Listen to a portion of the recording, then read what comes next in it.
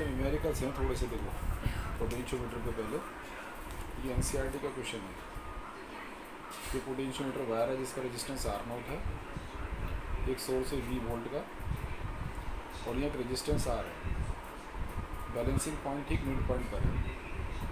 Mid point कहने से मतलब इस हिस्से का जो रेजिस्टेंस है वो आर नॉट बाई टू और इस वाले पार्ट का भी आर नॉट बाई टू है।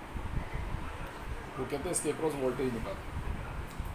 इस क्वेश्चन में ना पोटेंशियोमीटर वाला कोई फंक्शन है नहीं। आप क्या करो, इसकी वोल्टेज निकालने के लिए पहले करंट निकालनी होगी और करंट के लिए इन दोनों को पैरेलल करो। मैंने किया है, वो पैरेलल इसके साथ सीरीज़ होगा, ये दिखाया मैंने, सॉल्व में किया।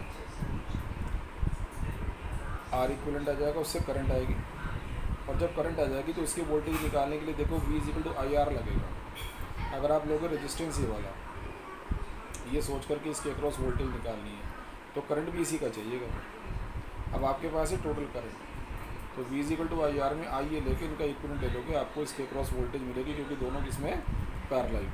ये मैंने आगे सॉल्व तो नहीं किया, एक हिंट किया हुआ है बस। ये दिख रहा है, ये दिखाई दे रहा है कि I equal to P upon R equivalent से आपने आई निकाल लिया और फिर पोटेंशियल डिफरेंस निकाल दिया आई इंटू आर में से। अब इसी को लेके बिल्कुल एज इट इज़ एक क्वेश्चन है आपके लिए, बिल्कुल इस पर बेस्ड है। और वो क्वेश्चन इस तरह से है कि ये 4 वोल्ट की सेल है, 100 ओम 200 ओम के रेजिस्टेंस है। उसने कहा find the reading of voltmeter जिसका रेजिस्टेंस 200 ओम है, कनेक्टेड क्रॉस 100 ओम 200 ओम। अब आपने 100 ओम के क्रॉस लगा दिए इसे, ये आइडियल नहीं है, इसका रेजिस्टेंस 200 ओम, ये 200 है। तो आपको इसकी वोल्टेज निकालनी है, इसकी रीडिंग का मतलब इसकी वोल्टेज कह दो, इसकी कह दो, एक ही बात है। कैसे निकालेंगे वही, इनका इक्विवेलेंट निकाला देखो मैंने, फिर इसको इसके साथ सीरीज लेके टोटल रेजिस्टेंस निकाला, फिर वही करंट निकाला और V equal to I into R one, what is R one, इन दोनों का इक्विवेलेंट, कारण वही क्योंकि करंट में टोटल मालूम। तो पिछले वाला क्वेश्चन जो तुम कर रहे थे, अभी जो कर रहे थे उसमें इसमें डिफरेंस क्या आ गया, उसमें और इसमें डिफरेंस ये आ गया कि वहाँ पर जो क्वेश्चन है वहाँ रेजिस्टेंस आर वगैरह थे, यहाँ पर वैल्यू है। ठीक है, अब तुम कहोगे सर 200 ओम पे फिर लगा दो यहाँ, और करंट ना बदल कर आएगी, प्रोसेस हो जाएगा, पहले पैरेलल फिर सीरीज़ फिर नई करंट, वो निकला हुआ देखो, पैरेलल सीरीज़ फिर करंट फिर वोल्टेज। अब देखो एक क्वेश्चन और सिखा देता हूँ आपको। ये क्यूब दिया हुआ है, इसने कहा इसकी जितनी भी आर्म्स हैं सब में रेजिस्टेंस आर है, तो आपको ए और एच के बीच में इक्विवेलेंट निकालना है। अब यूँ आप ढूंढोगे तो सीरीज़ पैरेलल ढूंढते रहोगे, तो क्या करें हम इसको दोबारा से बनाएं और ए और एच के बीच में एक सेल लगा दें। इस सेल से जब करंट चलेगी तो उसके 3 पार्ट होंगे और इसके फिर 2 पार्ट होंगे। अगर मैं इस करंट को आई लूँ तो 3 पार्ट होंगे I/3 I/3 और फिर I/3 के 2 पार्ट होंगे I/6। तो ऐसा ना करके मैंने करंट 6I ले लिया, 6I के 3 पार्ट 2I 2I 2I और 2I के 2 पार्ट I और ऐसे बिल्कुल करते चले गए। अब जैसे यहाँ से I मिला तो ये 2I बन गया, ये I और ये I मिला 2I बन गया, ये I उधर से I मिला ये 2I बन गया, तीनों 2I मिल के फिर 6I।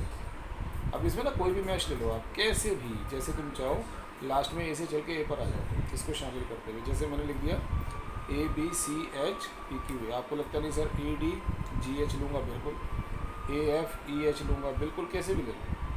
AB में 2I इंटू आर, फिर I इंटू आर, फिर 2I into R is equal to E, ये लिखा 5R is equal to E।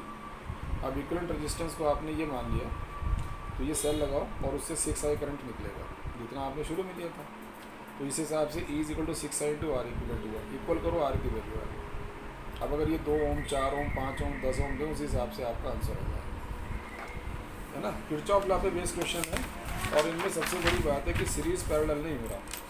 Heating effect of current एक छोटा सा नया टॉपिक है आपके लिए कि व्हेनेवर इलेक्ट्रिक करंट यानी electric charge flows in a wire or a device, then work done against the resistance appears as heat, which results the increase in the temperature of the wire or device. This effect named as heating effect.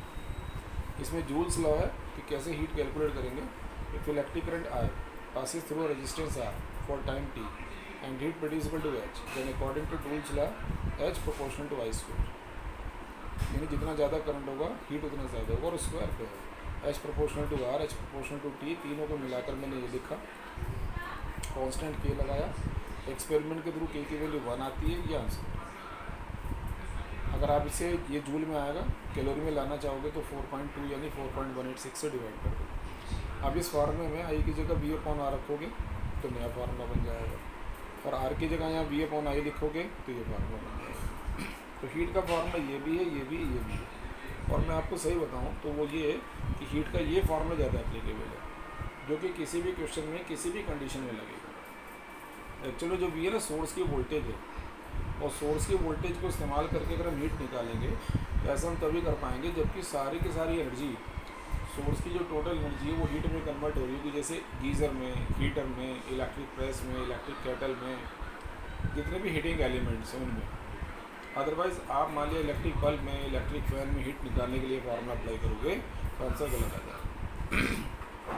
तो इसलिए जो main formula heat का ना वो ये है। हाँ ये भी अप्लाई होंगे, ऐसा नहीं है, लेकिन तब होंगे जब टोटल एनर्जी हीट में कन्वर्ट हो रही होगी। Electric energy, amount of work done by electric source to flow electric charge in a device और इलेक्ट्रिक सर्किट। सीधी सी बात है, यानी ई डब्ल्यू के इक्वल है, but V is equal to W by Q से वी डब्ल्यू के इक्वल है। तो डब्ल्यू की वैल्यू यहाँ प्लेस करेंगे तो ई वी क्यू आ गया, क्यू की जगह आई टी बन गई।